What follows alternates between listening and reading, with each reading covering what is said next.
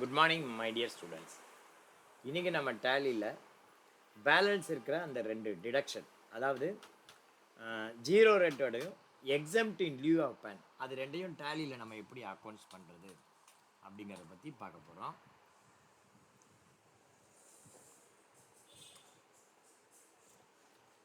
ஏற்கனவே நம்ம lower deduction and zero deduction பற்றி சொல்லியிருக்கோம். ஆக்சுவலாக ஜீரோ டிடக்ஷன் அப்படின்னா என்ன? ஜீரோ டிடக்ஷன் அப்படின்னா, சப்போஸ் ஏதாவது ஒரு ஸ்கூல், காலேஜஸ், இந்த மாதிரி ட்ரஸ்ட் ஏதாவது இருக்குது, அந்த ட்ரஸ்ட்டுக்கு வருமானம் தரக்கூடிய பில்டிங்ஸு இந்த மாதிரி ஏதாவது ஒன்று இருக்குது. அவங்க என்ன பண்ணுறாங்க, அந்த மாதிரி கொடுக்கும்போது அந்த ட்ரஸ்ட்டுக்கு டிடிஎஸ் பிடிப்பாங்க. பட் இன் ஜென்ரல் ட்ரஸ்ட்டுக்கு வந்து இன்கம் டேக்ஸ் கிடையாது, அதனால் டிடிஎஸ் பிடிச்சி வேஸ்ட்.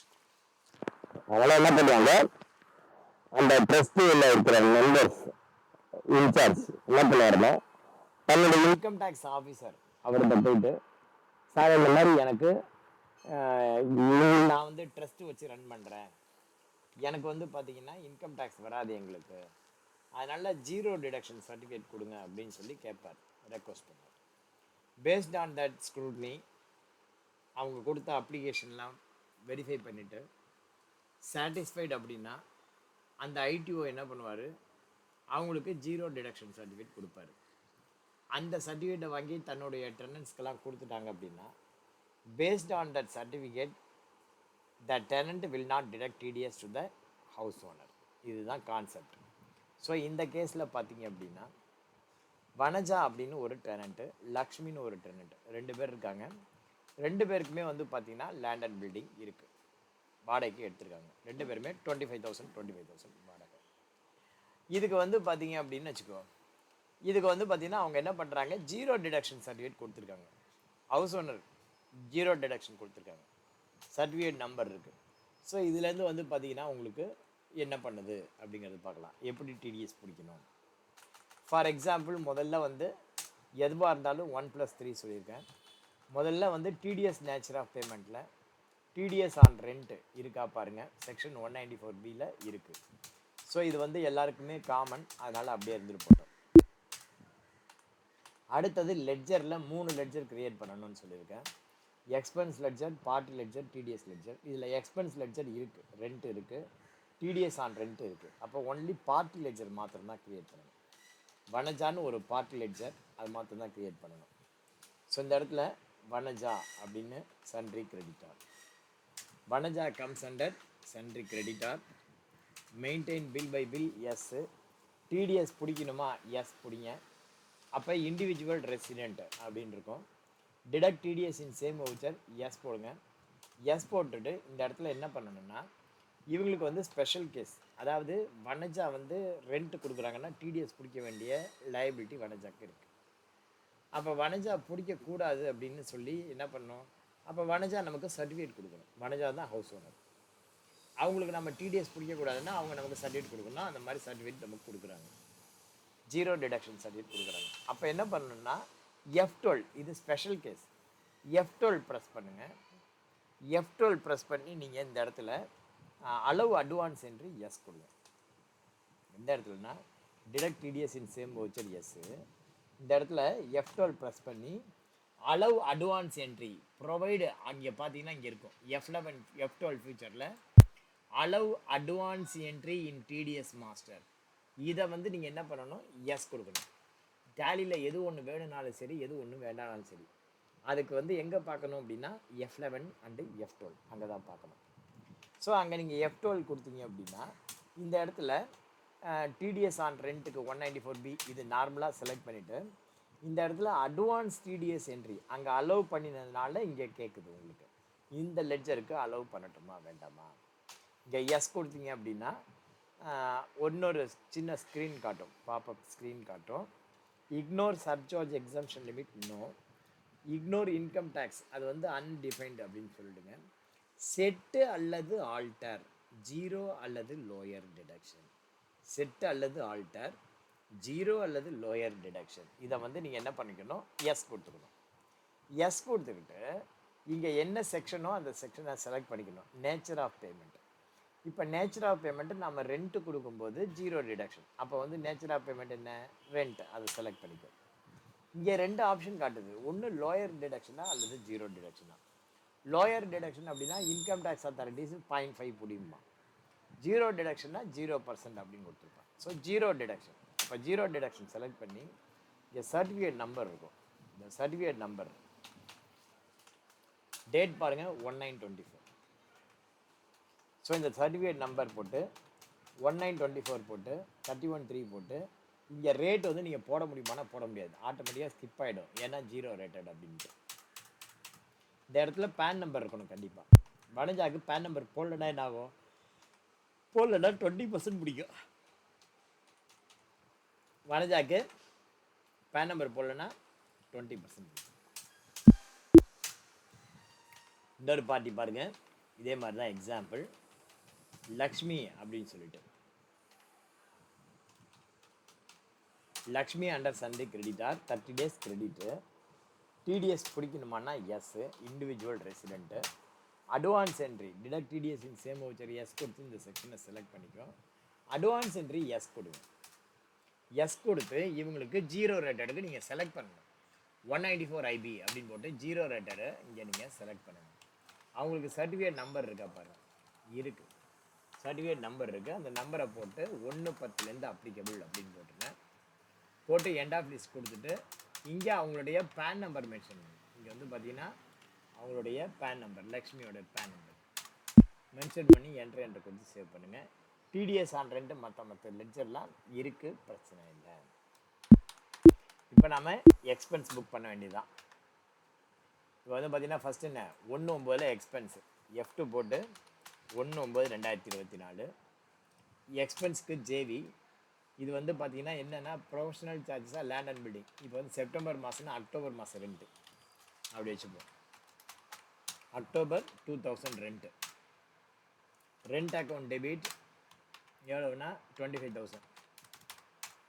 கிரெடிட் வந்து பார்த்தீங்க அப்படின்னா சி ப்ரெஸ் பண்ணிக்கோ. கிரெடிட் யாருன்னா வனஜா. இப்போ வனஜாவுக்கு இங்கே டிடிஎஸ் பிடிக்காதுன்ன உடனே நீ பில் வைஸ் எனேபிள் பண்ணதுன்னா ஆன் அக்கௌண்ட் காட்டும். இங்கே வந்து நீ என்ன செலக்ட் பண்ணணும்னா நியூ ரெஃபரன்ஸை செலக்ட் பண்ணிக்கணும். அப்போ தான் பேமெண்ட் பண்ணும்போது உனக்கு தெரியும் நியூ ரெஃபரன்ஸ். இந்த நேரேஷனில் being the amount payable as rent for the month of October அப்படின்னு போட்டு. ஓகேவா? அடுத்தது லக்ஷ்மி. F2 போட்டு 1/10 லக்ஷ்மி. லக்ஷ்மிக்கு வந்து அக்டோபர்னா நவம்பர் ரெண்டாக இருக்கும். November rent. Rent account debit 25,000. Credit வந்து பார்த்தீங்கன்னா யார்? லக்ஷ்மி. இங்கேயும் வந்து பார்த்தீங்கன்னா நியூ ரெஃபரன்ஸ் அப்படின்னு தான் போடணும். ஸோ என்ட்ரு கொடுத்து இங்கே இதே மாதிரி போடுங்க. Being the amount payable as rent for the month of அக்டோபருக்கு பதிலாக நவம்பர் 24 அப்படின்னு போடுங்க. சார் எப்படி சார் நீங்கள் இது மாத்திரம் உங்களுக்கு தானாக வருது அப்படின்னா, ஒரு நேரேஷன் எனக்கு எப்படி தானாக வருது அப்படின்னா Ctrl R அது பார்க்கணும். Ctrl U Ctrl R. இப்போ பாருங்கள், நேரேஷனில் நான் என்ன பண்ணுறேன், ஒரு 10 ரூபா போட்டு கிரெடிட் கொடுத்து சும்மா வச்சுக்கோ இது பண்ணுறேன்.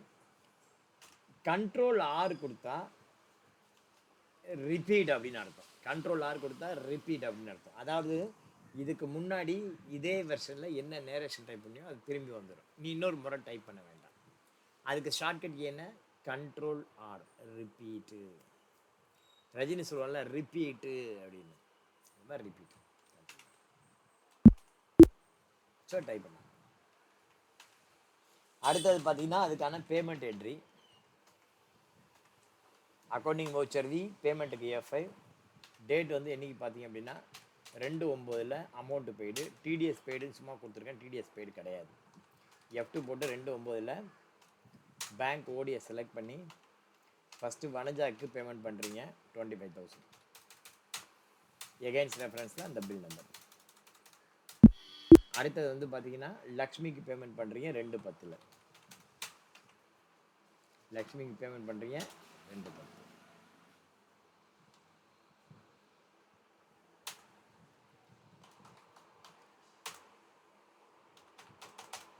பேமெண்ட் பண்ணிவிட்டு நீங்கள் நேராக என்ன பண்ணணும், அங்கே வந்து டாட் கேட்வே ஆஃப் டேலிலேருந்து பார்க்கணும். கேட்வே ஆஃப் டேலிலேருந்து டிஓடி அதில் 6 அப்படின்னு இருக்கும். அங்கே வந்து பார்க்கணும் அண்டர் எக்ஸாம்ஷன் லிமிட் வந்திருக்கான்ட்டு. ஆல்ட் F2 போட்டு எஸ்கேப் என்டர் போய் பாருங்கள். 5 வகையான டிடக்ஷன் வந்தாச்சு. இப்போதைக்கு என்னென்னா exempt in lieu of PAN மாத்திரம் தான் போகணும்.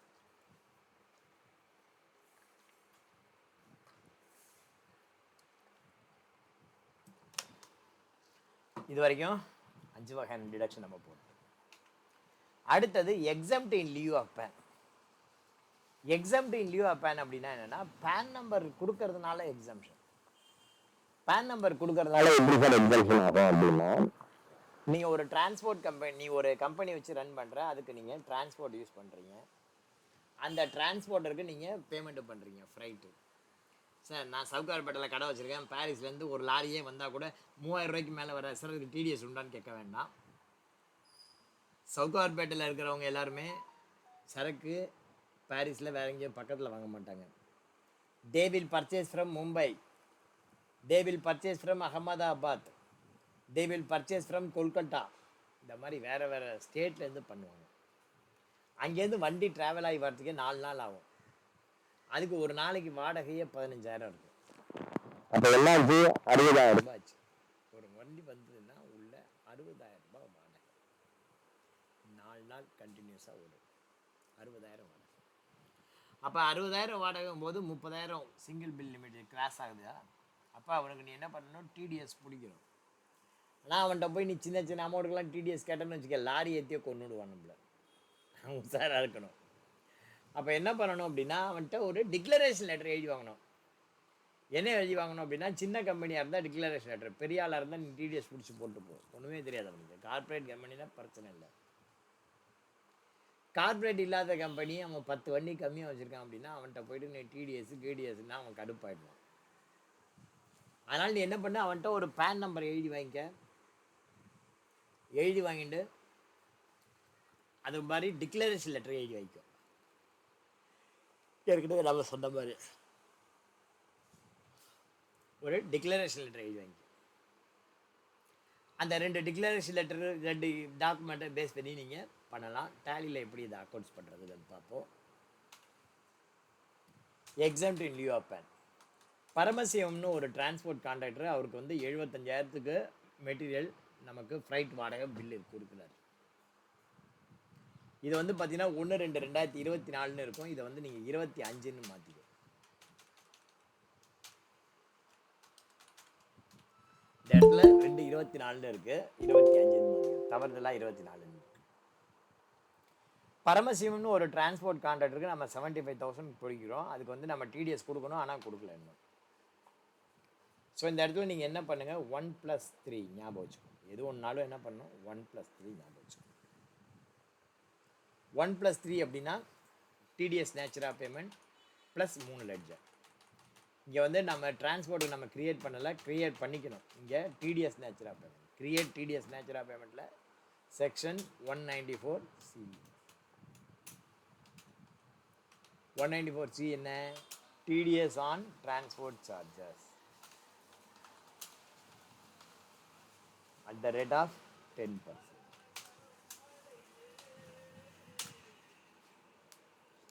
TDS on transport charges at the rate of 10%. Section வந்து 194C.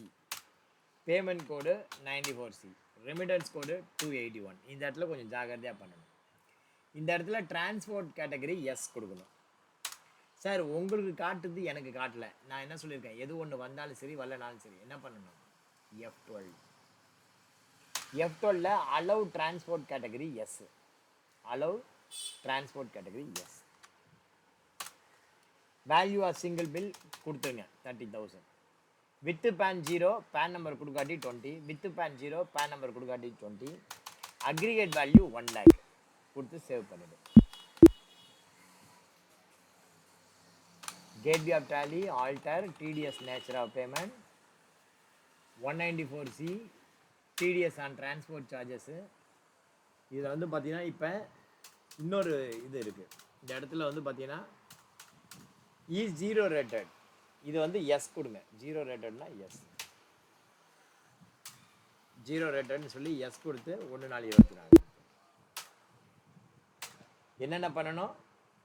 Section 194C TDS on transport charges, section 194C payment code 94C, remittance code 281, transport category yes, single bill 30,000, aggregate value 1 lakh, zero rated yes. Gateway of Tally create ledger. முதல்ல வந்து பார்த்தீங்கன்னா என்ன ledger? Transport charges அப்படின்னு ஒரு ledger.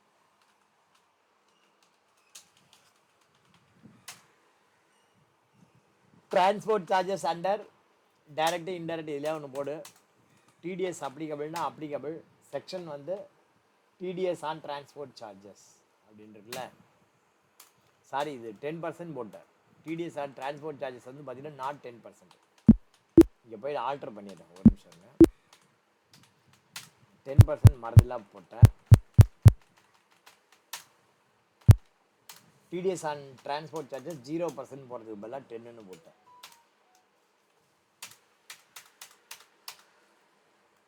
Zero percent. இப்போ 3 ledger create பண்ணுவோம். Gateway of Tally create ledger TDS on transport charges. இல்லை முதல்ல டிரான்ஸ்போர்ட் சார்ஜஸ் ஒரு லெட்ஜர், அப்புறமா தான் டிடிஎஸ். டிரான்ஸ்போர்ட் சார்ஜஸ் அப்படின்னு ஒரு லெட்ஜர். அண்டர் வந்து பார்த்தீங்கன்னா டைரக்ட் எக்ஸ்பென்சஸ் அல்லது இன்டைரக்ட் இதில் வேணால் போடு.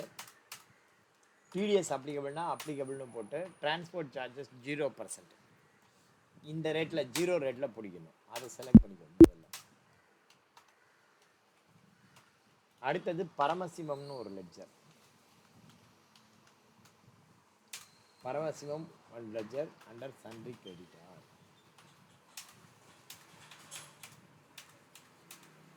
டிடிஎஸ் பிடிக்கணுமானா எஸ். இவர் யார் அப்படின்னு சொல்லணும். Individual resident. இங்கே வந்து என்ன ரேட்டில் பிடிக்கணும்? 0%. இங்கே வந்து அட்வான்ஸ் என்ட்ரி எஸ் கொடுக்கணுமானா எஸ் கொடுக்கக்கூடாது. ஏன் எஸ் கொடுக்கக்கூடாதுன்னா இவர் சர்டிஃபிகேட் கொடுக்கல, டிக்ளரேஷன் கொடுக்குறாரு. சர்டிஃபிகேட்டுக்கும் டிக்ளரேஷனுக்கும் வித்தியாசம் உண்டு. What is called certificate, what is called disclaimer. Declaration.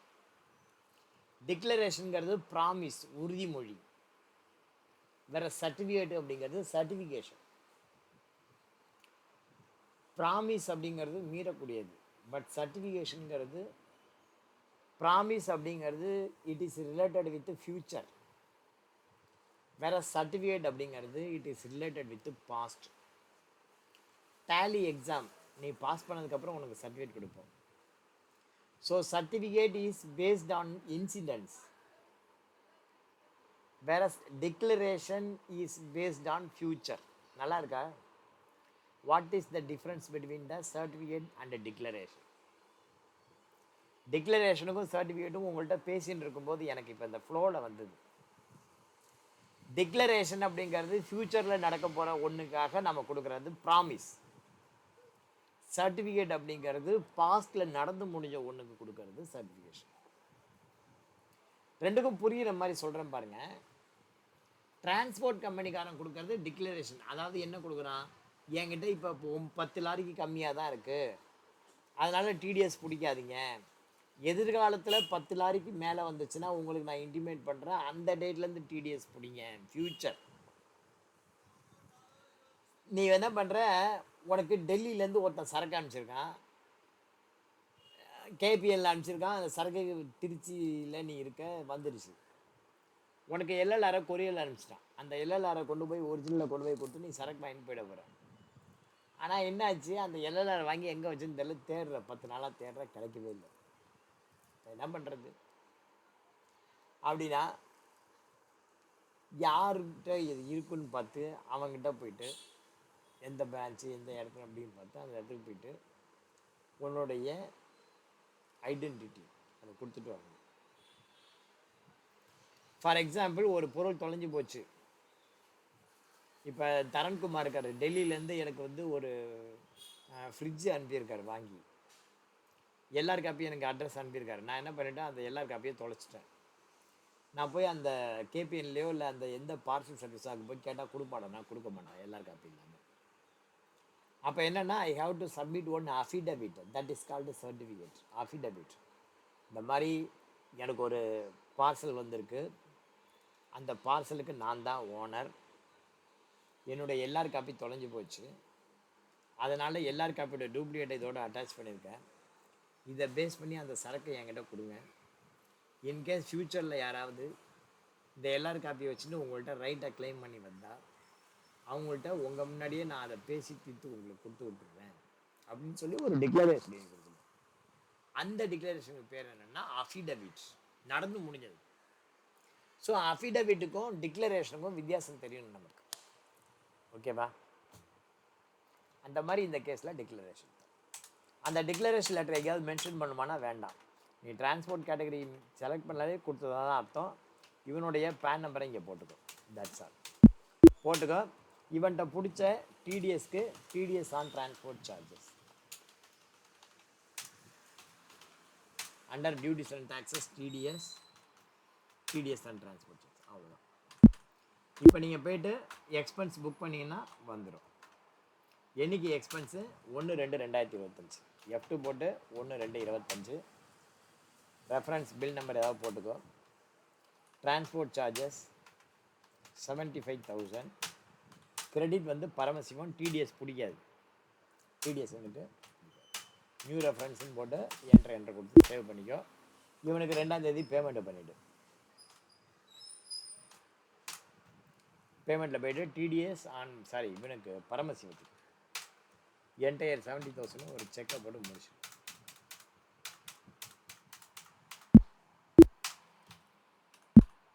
So balance ஷீட்டில் போய் பாருங்கள், ஓரளவு க்ளீனாக இருக்கும், ஒன்றும் பிரச்சனை இல்லை. P&L பாருங்கள். Thank you very much. ஸோ இப்போ நம்ம இந்த ரிப்போர்ட்டை பார்க்கலாம். .6ல் exempt in lieu of PAN வந்தாச்சு. எஸ்கேப் என்ட்ரு கொடுத்தீங்கன்னா 6 வகையான டிடக்ஷனும் வந்துடுச்சு. 0 டிடக்ஷனுக்கு டிடிஎஸ் வராது, அண்டர் எக்ஸாம்ஷன் லிமிட்டுக்கும் டிடிஎஸ் வராது, எக்ஸாம்ட் இன் லியூ ஆஃப் பேனுக்கும் டிடிஎஸ் வராது. ஸோ 3 கேஸுக்கு டிடிஎஸ் வரும், 3 கேஸுக்கு டிடிஎஸ் வராது. என்னென்ன கேஸுக்கு டிடிஎஸ் வரும், எந்தெந்த கேஸுக்கு டிடிஎஸ் வராது அப்படின்னா, deduction at normal rate TDS வரும், deduction at higher rate TDS வரும், deduction at lower rate TDS வரும். எந்த கேஸுக்கு டிடிஎஸ் வராது அப்படின்னா, டிடக்ஷன் அட் 0 ரேட்டு வராது, எக்ஸம்ட்டு இன் லியூ ஆஃப் பேன் வராது, அண்டர் எக்ஸம்ஷன் லிமிட் வராது. இந்த 3 பேருக்கும் டிடிஎஸ் வராது. வரலனால் கூட யூ ஹேவ் டு மென்ஷன்.